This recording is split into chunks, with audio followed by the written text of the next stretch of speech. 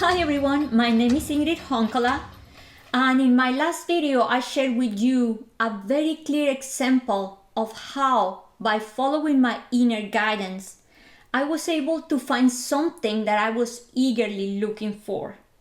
In today's video, I want to share the quite opposite.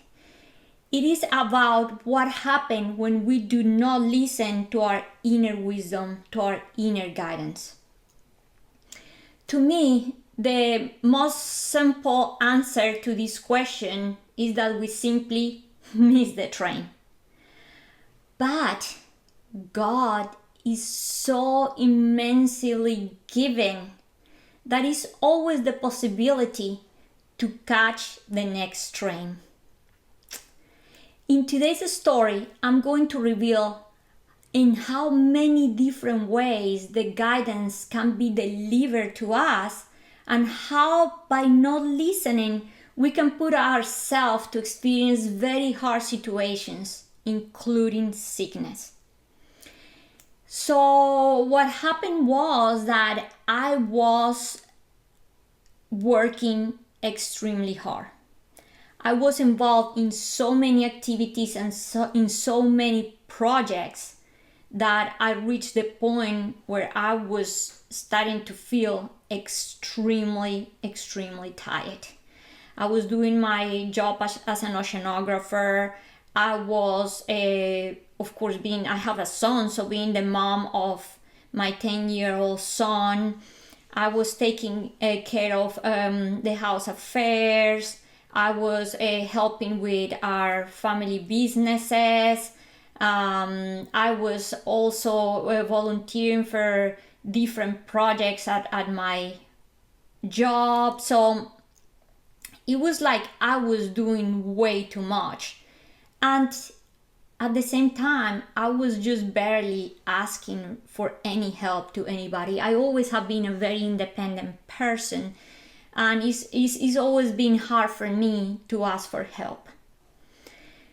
So as all of us know, the first line of defense of the body is by making us experience feelings like stress, tension, anxiety, feelings of being exhausted, of being extremely tired. We even start experiencing feelings of being irritable, because it's the way in which our body itself is showing us that something is actually out of balance. So I was already having all these signals, and that's when it's very important to pay attention about what is the body trying to tell us. And when we don't listen, then we start following into very stressful patterns and start experiencing a lot of anxiety and being extremely tired.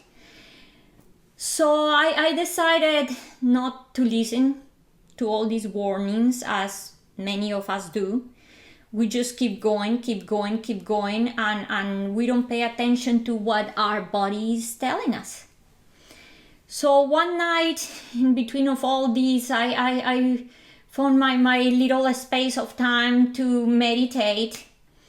And I did my meditation, and sometime in the middle of the night, I woke up and I had the message in my head saying, you need to slow down. And I thought, wow. So now it was not just my body, but my inner wisdom was telling me, you need to take it easy. But then I thought, oh my God, I'm involved in so many things. It's not just like that you drop what you're doing. So I thought, okay, the time will come when I will be able to stop what I'm doing. So for now, I will just kind of try a little bit, at least if I can, a little space to rest more. Maybe that'll do it. Eat a little bit better, that'll do it. And incredibly, there's many ways in which the universe is talking to us. And sometimes it is necessary that other people around us tell us what they're seeing about us. So one day, when just a couple of days after this message, I was trying to find a little time in between all my busy schedule to be with my son, and we decided we were going to watch a movie together. And we were sitting in the couch, and he's an incredible sensitive being. He's amazing. And he just grabbed the remote, turned off the TV for a moment, and he looked at me and said, "Mom, since you're doing so many things, you don't really have much time for me." Then he said, "Mom, I think that you have forgotten what is important." Wow. At that moment, I felt like if a bucket of freezing water had fallen on me. Because in a way, I was already feeling guilty because I knew I didn't have all the time I wanted, or all the time we needed to be together.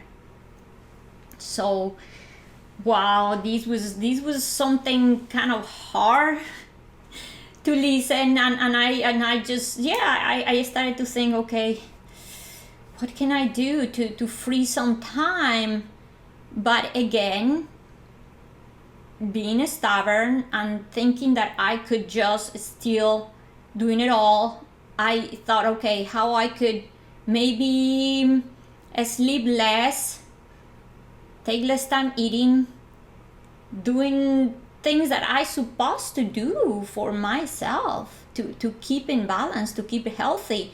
I was cutting those so I could maybe spend more time with my son instead of cutting things and projects and all these other activities that I could just have removed out of my schedule. Then the next warning came, and it was like a few days later. I was driving in a close by town, and I was going through these small roads, and because my mind was so busy, I didn't pay attention at all about the street signs telling me the speed limit or anything. So this was a road where I supposed to do like 30, and I was doing like 45, but I didn't even realize what I was doing because mine was full of thoughts. So suddenly I had a police officer following me. Then when I stopped in one of the roads, he parked behind me, and I did not have any idea of what I had done wrong. So I just was sitting there thinking, what did I do? And when he came, I rolled down my window. I already had all my IDs and everything ready. I showed it to him, and he looked my IDs. He looked into the car. It was my son and I. He looked at me and he said, "Listen clearly. All I want you to do is to slow down." I looked at him like, what? It was at that moment I realized and I sensed that was the exact message I had got just few days ago when I woke up in the middle of the night. Then he stayed at the window for a few seconds, and he pointed at me again and he said, "Listen well.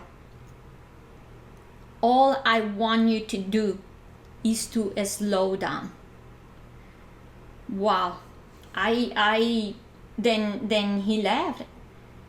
I rolled my window up and I completely, at that moment, I had this like ding in my head telling me, wow, I have to find a way to slow down. It's already, I'm getting all these warnings.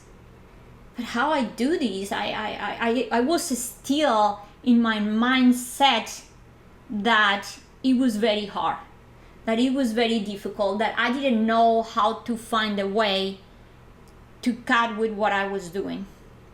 So it took me few more days, and I was trying to figure things out, how I do, and I kept also thinking, I will do it, but I was not taking action at the moment, regardless of all the warnings I was getting.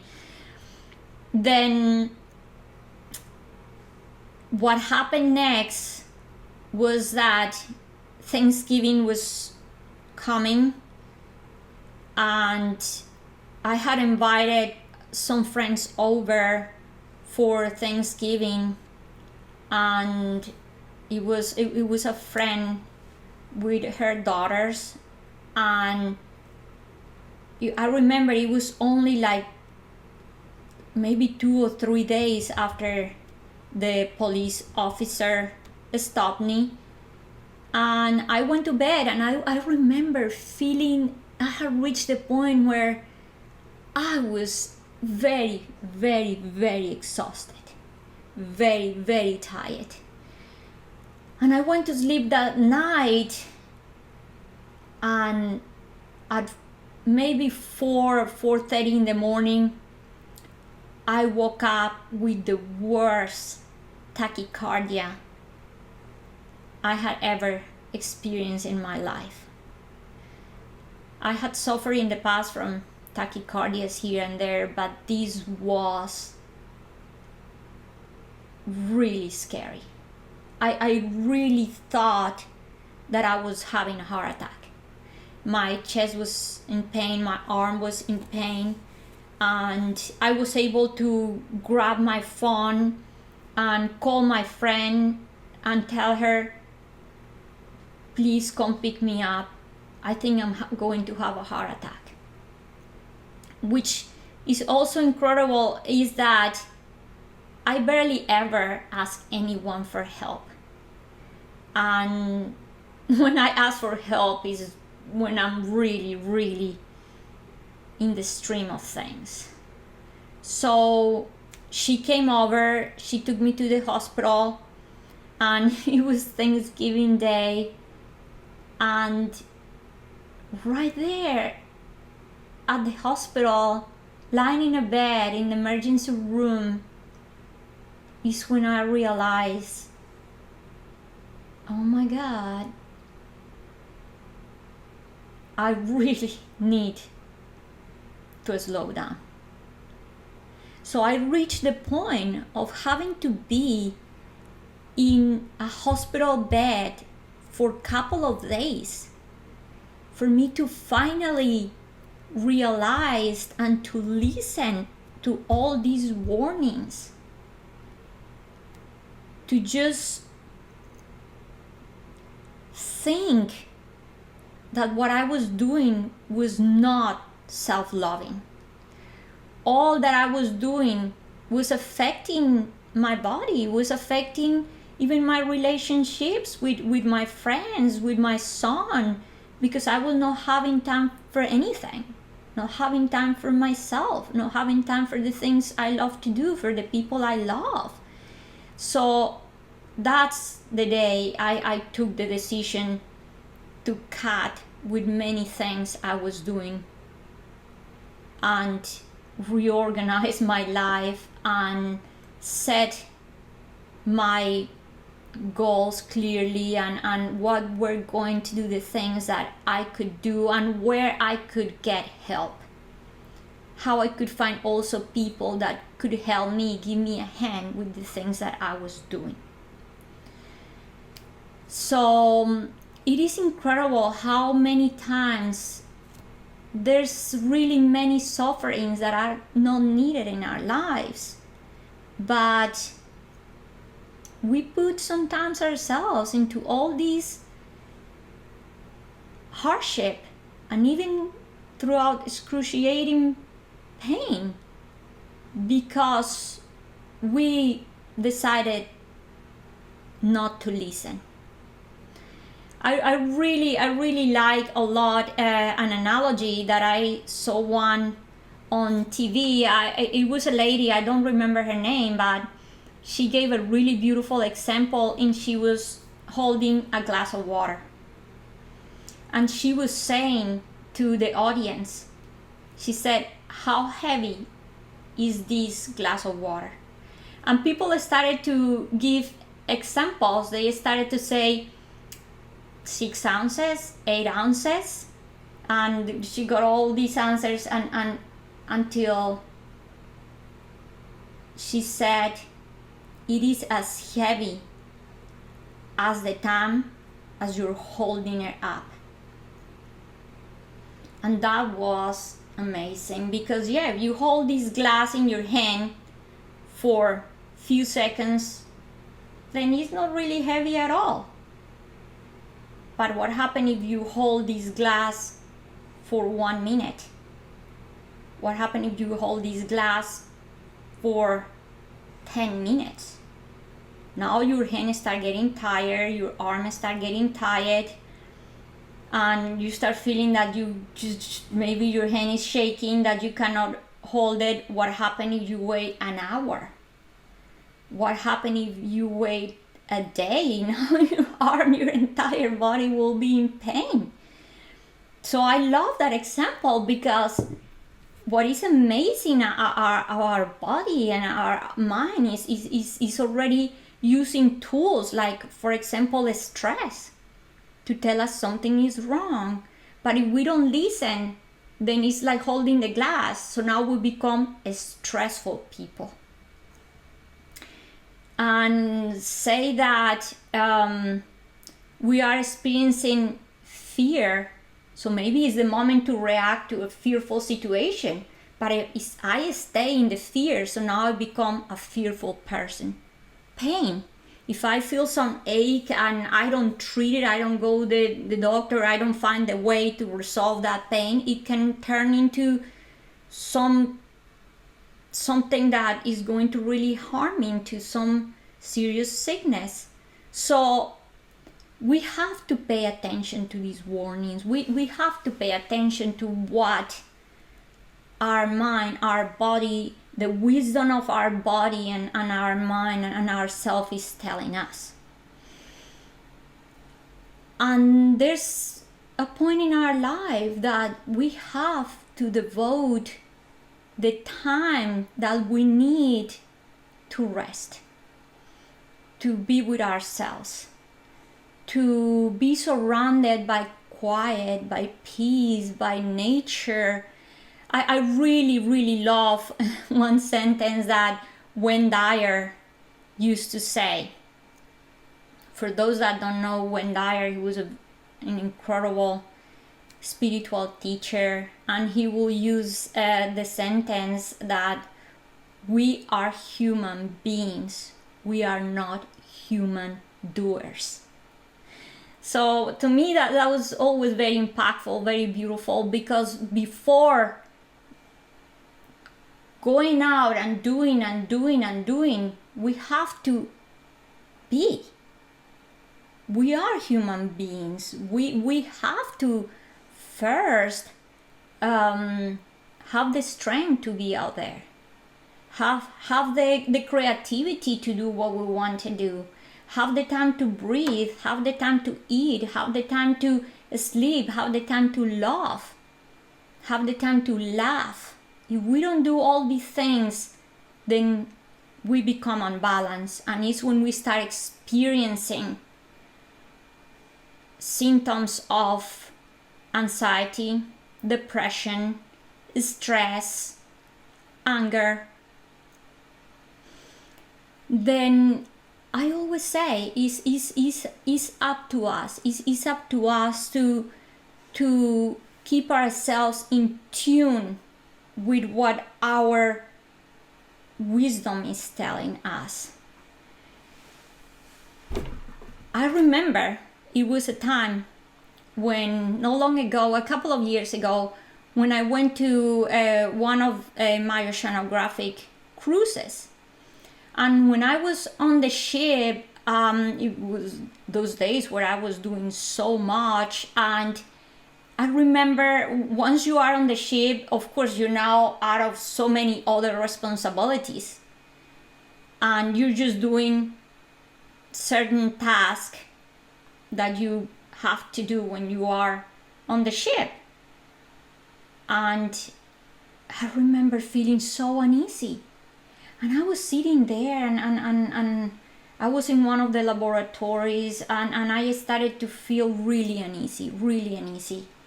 Then I thought, what is going on? And when I realized I was having withdrawals from doing. This was amazing to discover this, because it was like, wow. It felt so weird not to be doing so many million things, and I felt so uneasy. So it's when we realize we have to go back to the root. We have to go back to ourselves. We have to close our eyes, to breathe, to give ourselves the time that we deserve. That's self-love. That's self-compassion.